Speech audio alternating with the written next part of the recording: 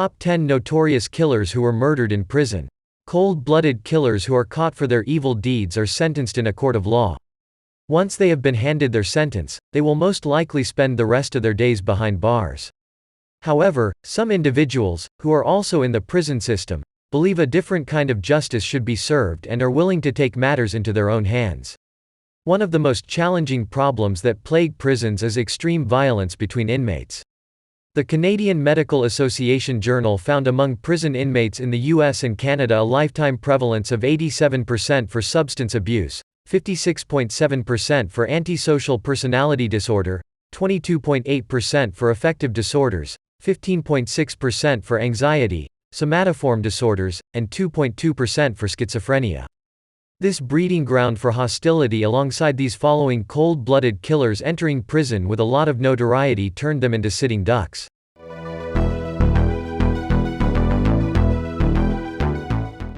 Jeffrey Dahmer. Jeffrey Dahmer became known as the Milwaukee Cannibal when the partial remains of his victims, including a severed head in the fridge, were discovered in his apartment.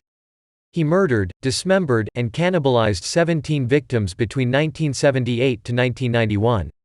Dahmer was finally caught when an intended victim managed to escape from the building and alert the police. Sentenced to life behind bars, Dahmer's sick and twisted sense of humor didn't make him any friends at Wisconsin's Columbia Correctional Institution. Dahmer was known to play with his food, sculpting his dinner to look like severed limbs and using ketchup as blood. Fellow inmate Christopher Schaefer recalled, "Some people who are in prison are repentant, but he was not one of them." On November 28, 1994, Schaefer finally had enough. When he was left on his own with Dahmer in a gymnasium, he beat the cannibal killer to death with a 20-inch metal bar from a piece of gym equipment. Schaefer said, "He started looking for the door pretty quick. I blocked him. He ended up dead. I put his head down." Dahmer died from his injuries on the way to the hospital. He was 32 years old.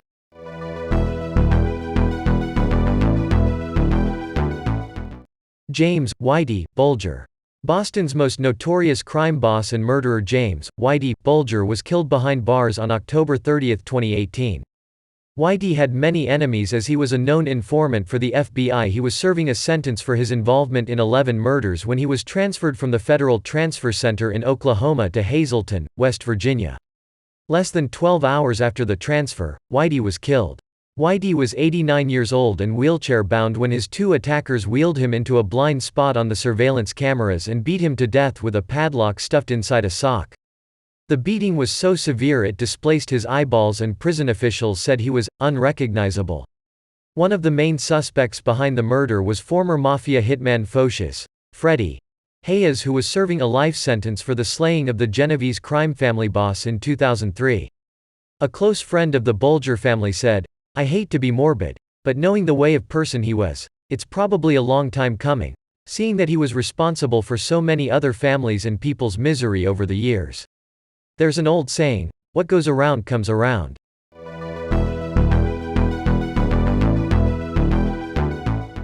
Leroy Martin. Leroy Martin, also known as the Gaffney Strangler, was an American serial killer active in the late 1960s. By day, Martin was a married family man and father to 3 sons. At night, he stalked women and teenage girls along secluded roads and forced them into his car before strangling and killing them. He also engaged in necrophilia with the bodies of the 4 victims that were dumped in wooded areas. Following the murder of 14-year-old Nancy Reinhart, Martin showed up at her funeral, and standing over her open coffin, he said, "She sure is a pretty girl. I don't see how anybody could have done this to her." He was finally arrested after his car was spotted at the scene of a crime. Later, speaking of his crimes, he stated, "Sometimes there just ain't no news and people have to do things to make news." Behind bars, he was stabbed to death by a fellow inmate, Kenneth Rumsey, at Central Correctional Institution, South Carolina, in 1972. Rumsey later hanged himself in his own cell.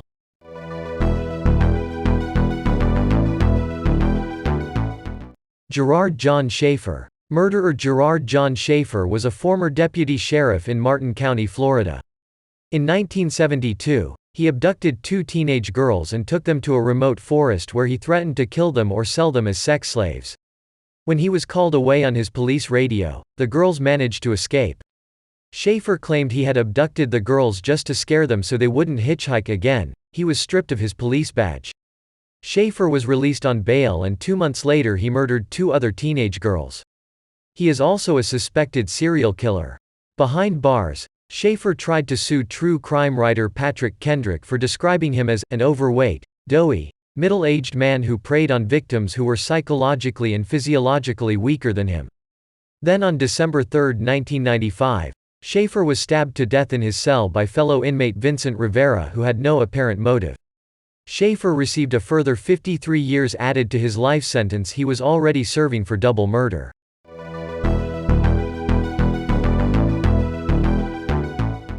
Charles Schmid. Serial child killer Charles Schmid was sinisterly known as the Pied Piper of Tucson. Since his early 20s, Schmid was known for hanging out with a much younger crowd and also for dating underage girls. He would lure in the girls with his fast cars and then groom them for sex. Between 1964 to 1965, he murdered 3 high school girls. He was eventually caught when his best friend Richard Bruns went to the police after Schmid had showed him the bodies of 2 victims he had buried out in the desert. Schmid confessed he killed just because he wanted to know what it felt like. The press also compared his physical features to Elvis Presley.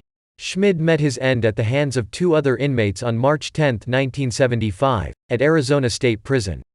The inmates stabbed him a total 47 times, and after losing an eye and kidney function, he later died from his injuries.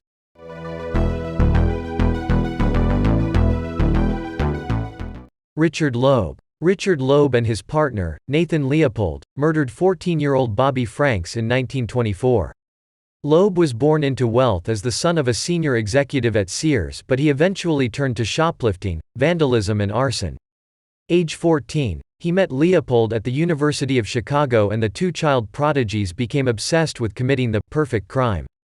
They lured Franks into a car, hit him over the head with a chisel, and later burned his face with acid to obscure his identity. They dumped his body in a lake and mailed a ransom note to the boy's father to put him off the scent. However, a distinct pair of spectacles dropped at the crime scene were traced back to Léopold. They were spared the death penalty, but Loeb soon faced another gruesome end. He was viciously beaten and killed by inmate James Day at Statesville Prison in Joliet, Illinois, who claimed the murderer had made sexual advances on him. Léopold, however, served 33 years in prison before he was paroled in 1958.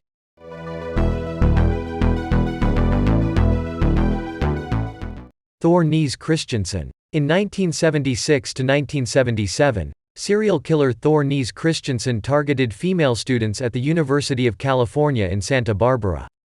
Born in Denmark, Christiansen was a promising student with a high IQ, but he later dropped out of high school and began working as a gas station attendant. Christiansen stole a pistol from a friend and became obsessed with a fantasy of shooting women, then engaging in necrophilia, a fantasy he would eventually make a reality. His killing spree later earned him the nickname, the Mad Dane.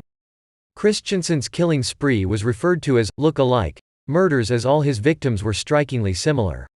He was finally caught when his 5th intended victim escaped after being shot in the head, and after her recovery, she met him again in a Los Angeles bar.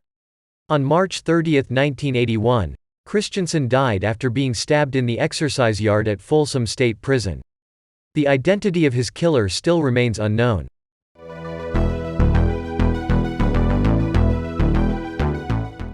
Donald Harvey. Donald, Angel of Death.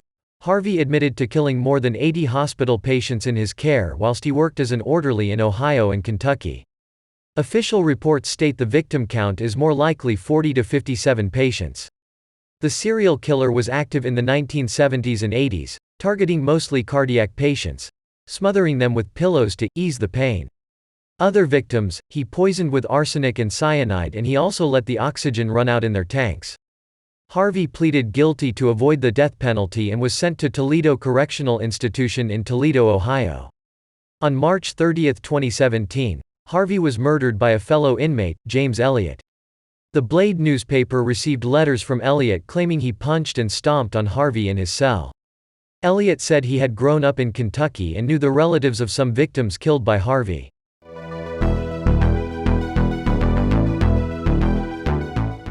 Léopold Dion. Canadian serial killer Léopold Dion raped 21 boys and killed 4 others after he was released early from prison. In 1940, Dion was sentenced to life in prison following a rape conviction. He was granted parole in 1956, but he then returned to prison after a conviction for raping a 15-year-old boy. Then in 1963, a parole board granted him release, again, and he went on to kill 4 young boys. These tragic events led to a lot of fury from the public. Benoit Godbout, the executive director of the parole board, said, "The board honestly believed, after examining many reports, that the man was ready and would probably do well on parole." On November 17, 1972, Dion was stabbed to death by a fellow inmate named Norman Champagne. The inmate, who was known in the prison as Lawrence d'Arabie, Lawrence of Arabia, was later found not guilty of this crime by reason of insanity.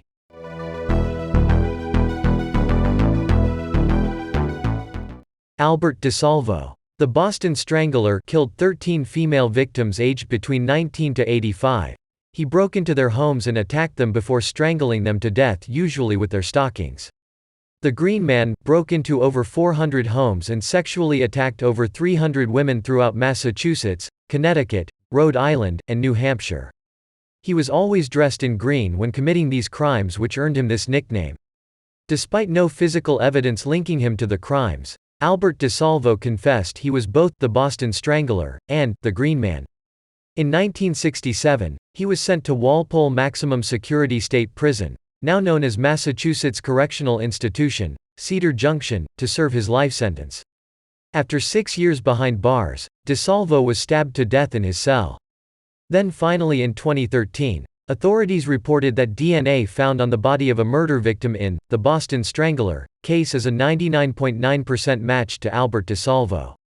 The victim's family had to wait decades for DNA technology to advance until DeSalvo was physically linked to the murder. Boston Police Crime Lab's lead forensic scientist Robert Hayes said, "I knew science would one day provide us with answers in this case."